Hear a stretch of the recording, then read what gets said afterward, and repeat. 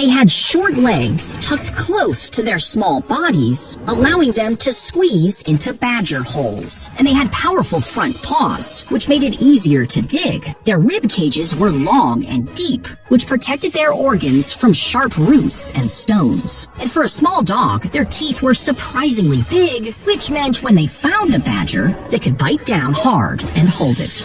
If you start in the middle square and your opponent chooses a corner, you'll both keep trying to block each other's moves, which will always end in a draw. But if they choose a side square instead, you can make your next move above or below your first mark. And even if your opponent blocks one winning line, you can use the corner square to create a second option. So once they block that line, you can still win the game with your next move. If you checked out every book from every library in the world and scanned them, and then downloaded every single web page on the internet, you could delete anything that appears more than once and take out any errors. And you could feed what's left into a computer program. This program would read all that information, breaking it down into smaller pieces like letters and words. Next, it builds a map of these pieces, making billions of connections between them to see which ones appear together most often. By measuring the strength of these connections, it would learn how human language works. So when you give it the first word in a sentence, it could guess what should come next. Each time it got a word wrong, it would be corrected millions and millions of times. And when it was good enough at guessing the next word,